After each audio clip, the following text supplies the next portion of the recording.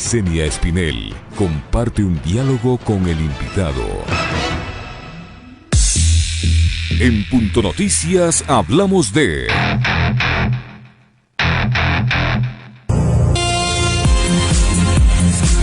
El expresidente Rafael Correa confirmó que si le dejan, será candidato a la vicepresidencia de la República en las próximas elecciones presidenciales y de asambleístas previstas para febrero de 2021, impulsado por el movimiento Fuerza Compromiso Social. El candidato previsto para la presidencia aún no. Mediante una rueda de prensa virtual, Correa cuestionó la recomendación de la Contraloría del Estado que pide al Consejo Nacional Electoral que deje sin efecto la inscripción de 4 organizaciones políticas, entre ellas Fuerza Compromiso Social, con la que él quiere participar en los comicios venideros. Aseguró que el objetivo es impedirle participar en las elecciones, eliminando el movimiento al que se adhirió después de que se rompieron las relaciones con el presidente Lenín Moreno y se alejó de Alianza País. Este lunes 22 de junio, Vanessa Freire, presidenta de Fuerza Compromiso Social, ingresó una denuncia en el Tribunal Contencioso Electoral en contra del contralor Pablo Celi, solicitando su destitución por una presunta arrogación de funciones e intromisión en las elecciones de 2021.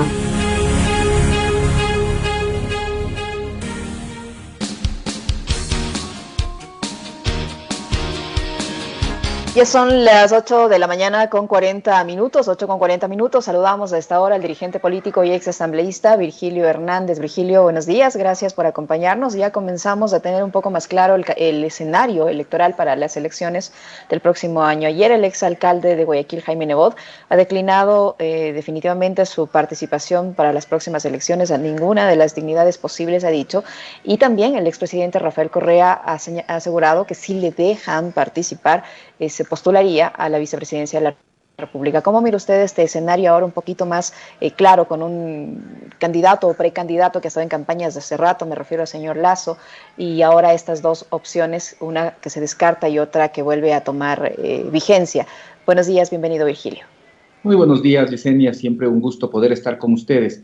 Mire, yo creo que lo de Jaime Nebot ya era de una manera u otra una cosa que se esperaba. Él ha estado 35 años en campaña y en 35 años nunca ha logrado tener una aceptación nacional. Es indiscutible que él tiene un liderazgo local, él tiene un liderazgo en la ciudad de Guayaquil, pero durante 35 años que ha estado en permanente campaña y por lo menos en los últimos 25 que ha estado siempre aspirando a la presidencia de la República, no ha logrado consolidar un liderazgo nacional. De tal forma que era de esperar, sus números en los últimos meses no han subido entre el 12 y el 15%, dependiendo de las encuestas, de tal manera que creo que es una decisión o un anuncio que ya lo esperábamos. Y en el otro tema yo le diría que más bien el panorama no está nada claro. El panorama ahora mismo no solo que afecta a las posibilidades que podría tener el movimiento Fuerza Compromiso Social, yo creo que en este momento estamos viviendo las mismas preocupaciones que hace 40 años en el marco democrático. Hace 40 años, precisamente con el tema de que no se vaya a romper la democracia y volver a la dictadura, cuidábamos los mínimos. ¿Y cuáles eran esos mínimos? Primero, libertades, libertad de asociación, libertad de reunión, libertad individual. Segundo, un elemento importante era que puedan existir elecciones y estas elecciones sean competitivas, que estas elecciones puedan participar distintas opciones políticas. Y tercero, que sean elecciones transparentes. Fíjese, con toda la arremetida que ahora se hace desde el régimen, se ponen en cuestión estas tres cosas. Libertades, no podemos hablar de libertad de asociación cuando a nosotros nos impiden por mecanismos absolutamente inconstitucionales e ilegales o buscan impedirnos que podamos organizarnos y que podamos participar. Elecciones competitivas, todos los esfuerzos en este momento, y hay toda una operación del Estado para que nosotros no podamos participar en las elecciones. Miren lo que está pasando en este momento. Del Consejo Nacional, en el Consejo Nacional Electoral, se convoca al Consejo Consultivo. A ese Consejo Consultivo van las distintas fuerzas políticas. Esas distintas fuerzas políticas, ¿qué es lo que hacen? Presionar al organismo electoral para que retrase las elecciones. ¿Y para qué quieren retrasar las elecciones? Para ganar tiempo. Y ese ganar tiempo es, como lo ha dicho el consejero Verde Soto, que si habría un mínimo de decencia debería renunciar. como ha dicho, y así fue la denuncia de Paul Carrasco, el consejero Verde Soto, para ganar tiempo para que le sentencien a Correa y al mismo tiempo para que el Contralor presione a los órganos electorales a fin de que se nos pueda dejar fuera de la contienda electoral. Y a esa presión ilegítima, ilegal, inconstitucional de la Contraloría se suma ahora la presión de la Fiscalía. Ya intentaron la semana anterior en la Asamblea Nacional también llevarle a juicio político a la presidenta del Consejo Nacional sin que exista informe de la comisión, es decir, todo el aparataje del Estado, todo el aparataje del régimen buscando dejarnos fuera de la participación electoral. Por lo tanto, no podemos hablar de elecciones competitivas. Y tercero, no pueden ser elecciones transparentes si a través de estos mecanismos, precisamente el Contralor General del Estado está buscando organizar un fraude, porque dejar fuera de la participación electoral a la principal organización política es básicamente organizar un fraude electoral. ¿Usted coincide con las expresiones del exprefecto de la SUAY y líder de Juntos Podemos de que hay una mafia que pretende aparentar que se va a dar un proceso electoral transparente, pero dejando de lado a las organizaciones políticas que les estorban porque quieren tapar como él lo ha dicho, una olla de grillos? ¿Usted cree que existe esa mafia y que la intención precisamente es separar a las organizaciones políticas que les pueden hacer competencia, que se convoque a una elección con organizaciones políticas que van luego a guardar las espaldas de los que salen? Vea, yo creo que hay una podredumbre institucional desde el plebiscito de febrero del 2018. Hay una podredumbre institucional y eso se ve muy claro. Todas las instituciones del Estado presionando, actuando para lograr descalificarnos, proscribir a Rafael Correa. Lo de la Corte de Justicia es sin nombre, hay 2000 causas archivadas y sin embargo fíjese cómo vuelan en el proceso con una serie de irregularidades. El miércoles tuvo que aceptar el tribunal que no habían tenido los abogados la sentencia completa y tuvo que prorrogar la audiencia, tuvo que diferir la audiencia. ¿Pero para cuándo la difiere? Para este lunes. ¿Qué es lo que buscan? Como ha señalado en esta amenaza, en esta declaración que ha denunciado Paul Carrasco, ¿qué es lo que se busca? Sentenciar a Correa para impedirle que pueda ser candidato a la vicepresidencia. Y con el anuncio que hizo ayer el expresidente, ahora estarán desesperados, porque además ven que eso ha hecho que los pronunciamientos, incluso de gente que se decía anticorreísta, pero que se da cuenta que lo que vivimos ahora realmente no tiene nombre. Lo que vive el Ecuador, esta profunda crisis sanitaria, económica, moral, social, política, ya no tiene nombre, no es posible de describir. Y por eso ahora tendrán aún más miedo con el anuncio de Rafael Correa y por lo tanto están desesperados. Hay una podredumbre institucional y vale decir, en esa podredumbre institucional son importantes las expresiones de respetar la Constitución, la ley que vienen realizando hasta ahora los integrantes de la función electoral. Eso es fundamental que se lo realizar, que pueda existir alguien que impida que este fraude, que esta maquinaria estatal impida que la principal fuerza política pueda participar en elecciones, porque ya no serían transparentes y se estaría prácticamente orquestando un fraude en el país. ¿Usted se refiere al hecho de que si no se le deja participar a Fuerza Compromiso Social y a las otras 3 organizaciones que están involucradas en esta situación con el Contralor del Estado, ahí se está confabulando el fraude, allí se está orquestando el fraude? Es decir, si ustedes no participan y participan las demás organizaciones en la contienda electoral, no va a ser una elección transparente. Mire, quizá en un lenguaje que nos pueda también entender la enorme audiencia que tiene Pichincha Universal, podemos decir, si se organiza un campeonato en un barrio, en una provincia o el campeonato nacional y se excluye de ese campeonato a unos equipos, porque a un determinado personero le da la gana de excluir, ¿qué transparente puede ser ese campeonato?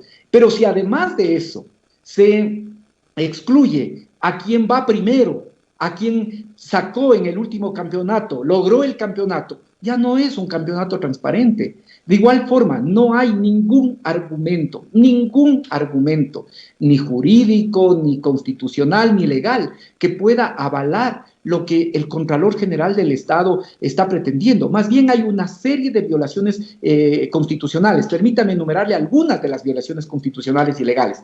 Primero, se atenta a lo que dice el artículo 219 y 220, que dice que en materia electoral los máximos responsables son el Consejo Nacional Electoral y en la materia contenciosa el Tribunal Contencioso Electoral. Primera violación al artículo 219 y 220. Segundo, cuando inicia esta auditoría de la Contraloría para mirar qué es lo que ha pasado con los sistemas informáticos del registro, extinción de los partidos, desde el 2013 al 2018, encuentra irregularidades en 13 partidos y movimientos, con una muestra del 1%, que no es representativa, pero debió haber convocado a las 13 organizaciones. No, primero el Contralor saca las 9 y se queda con 4. Evidentemente, entre esas 4 está Compromiso Social, organización que ya había participado en el 2017 y en el 2018. Pero luego, ya que nosotros podíamos ser afectados, tenía que habernos notificado. Así dice la Constitución en el artículo 76, así dice la Ley Orgánica de la Contraloría en los artículos 31. Así dice el reglamento a la ley orgánica, que por haber sido posiblemente afectados, teníamos que haber sido notificados. Nunca se lo hizo. Segunda violación, se atentó a nuestro derecho a la debida defensa. Tercer elemento, mire, ¿qué es lo que pasa? Si es que el Contralor encontró, como dice, con una muestra del 1%, dificultades en 13 organizaciones, no podía él, por su criterio, excluir a las 9. Está violando el artículo 328 del Código de la Democracia, que si faltaba un solo requisito, tenía que haber incluido en esta auditoría. No, con dedicatoria se quedó con las 4 empresas, el Movimiento Compromiso Social. Cuarta violación. Cuando se entrega ese informe de la auditoría, nunca se le recomienda al Consejo Nacional Electoral que nos deje sin el registro. Le dice que revise nuestra situación jurídica. Pues bien, el Consejo Nacional Electoral revisa. Y no solo que encuentra que podemos participar, encuentra que según las elecciones del 2019, a pesar de que participamos solo en la mitad de provincias y en una cuarta parte de los cantones, somos la primera fuerza política. Entonces, ¿qué hace la Contraloría? En un examen de seguimiento se inventa una nueva recomendación y dice: eliminen el registro electoral. Nueva violación de parte del Contralor General del Estado. Quinta violación. Artículo 8 y 18 de la Contraloría General del Estado. La Contraloría, a través de las auditorías, no puede dejar sin efecto las decisiones que tomaron los órganos competentes. Así dice la ley. Esto equivale a que si mañana no le gusta al Contralor una sentencia, pueda revisar esa sentencia, o si mañana no le gusta cualquier decisión administrativa de cualquier órgano, pueda revisar esa decisión solo porque no le gusta a pretexto de una auditoría. O sea, nueva violación. Esto es un plan absolutamente orquestado, que además, le vuelvo a decir, vuelve a una nueva violación constitucional porque intenta atribuirse competencias que no tiene, y según el artículo 424 de la Constitución, tienen que actuar los órganos estatales solo de acuerdo a las competencias que le da el Estado. Esto es un plan orquestado, como le vuelvo a decir. La denuncia que hace Paul Carrasco demuestra que es un plan orquestado de ganar tiempo para lograr que la justicia, que la Corte Nacional de Justicia sentencien a Rafael Correa, lo proscriban y al mismo tiempo presionar a los órganos electorales para que nos puedan dejar a nosotros sin la respectiva participación y de esa manera alterar no solo el calendario, sino también alterar el escenario electoral. Esto que estamos viviendo realmente ya no tiene nombre en la democracia ecuatoriana en el peor momento de la patria. ¿A quién le favorecen con todo este tipo de contubernio para dejar fuera a Fuerza Compromiso Social y las otras organizaciones políticas? ¿A quién le van a favorecer con todo esto, Virgilio? Indudablemente a las fuerzas, a los partidos que han sido cogobernantes. Esto es indudable. Ahora todo el mundo quiere bajarse de la camioneta, todo el mundo quiere decir: yo no estuve en esa avioneta, pero ahí han estado siendo cogobierno. De eso el pueblo ecuatoriano no se puede olvidar. No se puede olvidar que durante los 2 primeros años el Partido Social Cristiano fue su soporte en la Asamblea, que creo hasta el día de hoy es su soporte, fue con los votos de Creo, de Alianza País, incluso de la Izquierda Democrática, de los independientes, inclusive un voto de Pachacuti, que se aprobaron estas leyes, ¿sí? Todos esos partidos, y esos mismos partidos son los que en las reuniones del Consejo Consultivo presionan para que se prorrogue las elecciones, ahí encabezados por estos caballeros nefastos de la política, Enrique Ayala, Gustavo Larrea, y todas estas personas ahí buscando presionar presionar para que el Consejo Nacional Electoral prorrogue las elecciones, aun cuando tanto la presidenta del Consejo Nacional Electoral y el Tribunal Contencioso Electoral les dicen con el calendario en la mano que no tendrían tiempo para entregar credenciales y garantizar que se posesionen el 14 de mayo los asambleístas y el 24 de mayo el presidente. No les importa. Aquí podemos estar en la antesala del proceso boliviano. Y permítame hacer una aclaración que ha generado mucha dificultad. Me parece que en este mismo noticiero, hace ya varias semanas, creo yo, 2 semanas, el doctor Tandazo hizo la afirmación de que yo en esa reunión del Consejo Consultivo realizada el 11 y el 16 de junio había apoyado el voto telemático. Y yo le quiero decir categóricamente que nosotros rechazamos el voto telemático, rechazamos que se hagan las elecciones en 2-3 días, nosotros nos opusimos a que se prorrogue el calendario electoral, porque eso sería prorrogar al gobierno de Lenín Moreno, y evidentemente lo que sí dijimos que hay que resolver es que este proceso que manda en la ley de procesos internos tendrá que hacerse por la pandemia a través de mecanismos que permitan, por ejemplo, hacer las convenciones por vía digital, porque no hay otra manera, por la situación que estamos viviendo y porque no es posible concentrar. Y precisamente estos procesos se requiere antes de inscribir candidatos. Entonces, que ese no sea el pretexto para prorrogar el calendario electoral, que sería al mismo tiempo prorrogar a Lenín Moreno. Todas estas cosas que se están haciendo tienen el claro interés, Licenia, tienen el claro interés de buscar prorrogar si es necesario a Lenín Moreno, pero impedir a toda costa la participación de Rafael Correa y la participación de Fuerza Compromiso Social. Ellos saben todas las inconstitucionalidades que han realizado, ellos saben la persecución que han orquestado, ellos saben todas las ilegalidades que han cometido y tienen terror de que vuelva la institucionalidad democrática, tienen terror, por eso están desesperados en proscribir a Rafael Correa e impedir nuestra participación electoral.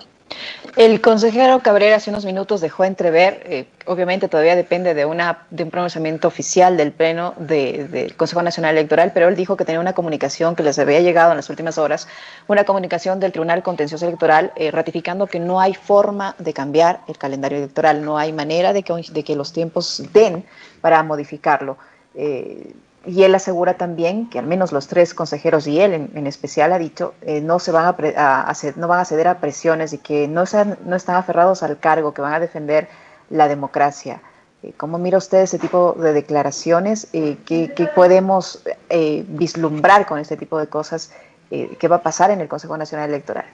Es una mínima esperanza de que en el marco de esta podredumbre institucional ellos puedan ser consecuentes con los principios democráticos. A pesar de toda la presión que tienen de Contraloría General del Estado, de la Asamblea, de la Fiscalía, vea, lo que se hace a partir de la Fiscalía es realmente ya infame. Como no surte efecto, como no les logran doblegar en principios democráticos a quienes están en esta mayoría del Consejo Nacional Electoral, ahora ¿sí? Ahí sí adelantan una investigación fiscal para incluso amenazarles con su propia libertad. Es realmente infame.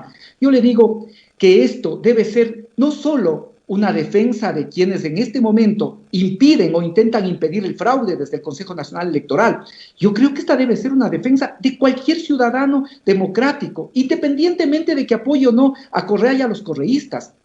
Pero yo creo que los ciudadanos e incluso aquellas personas que participan en política de manera decente estarán de acuerdo que en democracia se gana o se pierde, pero con los votos del pueblo, no con trampas. Por lo tanto, yo quiero hacer un llamado a la ciudadanía, independientemente de que apoyen o no a Correa y a los correístas, no, independientemente de eso, que defendamos los mínimos democráticos, que permitan que el próximo proceso se haga en el marco de libertades necesarias, que se nos permita presentarnos a elecciones para que las elecciones sean competitivas y que no se meta mano al resultado impidiendo que la fuerza política mayoritaria participe. La situación del Ecuador es realmente desastrosa. Aquí no hay ni siquiera un momento post-COVID. Estamos siempre en una curva permanente de crecimiento de los casos. Hay una situación desesperada. La situación para el próximo gobierno va a ser realmente trágica y por eso hay que lograr que pueda estar un gobierno que represente los intereses populares para que no se busque salidas cargando con el peso de la crisis que generó este gobierno que generó este gobierno, la crisis, la pandemia no, pero la crisis sí. ¿Sí? No se puede que el peso de esa crisis caiga sobre la mayoría del pueblo ecuatoriano. Por eso se requiere que el próximo proceso exista democracia. Y por ello yo hago un llamado a los ciudadanos, independientemente de su posición política, defendamos que el próximo proceso sea democrático y que no haya trampa en este próximo proceso electoral. Eliminar la principal fuerza política es hacerle trampa a la democracia, es hacerle trampa al país. Virgilio, para finalizar, ustedes presentaron como organización, me refiero, una denuncia ante el Tribunal Contencioso Electoral por el tema del Contralor Celi. ¿Tuvieron alguna respuesta? ¿Les dieron alguna fecha para responderles? ¿Cómo está ese proceso? Se ha pedido que se amplíe y se aclare esa denuncia, el plazo vence el día de hoy, por lo tanto se entregará esa ampliación y esa aclaración y esperaremos también que el Tribunal Contencioso Electoral actúe en función de lo que dicen las reglas democráticas, de lo que dice la Constitución, de lo que dice la ley. Esa es nuestra aspiración. Nosotros, lo que queremos para nosotros, lo que queremos para el pueblo ecuatoriano, que exista democracia, que exista transparencia y que además que sepan con claridad que a nosotros, independientemente de lo que nos hagan o de que nos persigan, no nos van a callar. A nosotros nos siguen procesos, a mí particularmente, a la prefecta de Pichincha, a Cristian, por esta posición clara, firme. Nosotros no vamos a ceder en seguirle diciendo al pueblo ecuatoriano, ¿sí? Lamentablemente no nos equivocamos desde hace 3 años en decirle el no nefasto que iba a resultar este gobierno, no imaginamos todo lo que se iba a venir, y ahora tampoco dejaremos de decir que a pesar de todo, esta situación que vivimos en el Ecuador, hay una luz de esperanza en medio de toda la tragedia. Muchísimas gracias, Virgilio, por el tiempo que hemos compartido en esta entrevista. Virgilio Hernández, ex asambleísta y dirigente político de la Revolución Ciudadana. Gracias, Virgilio. Muchas gracias.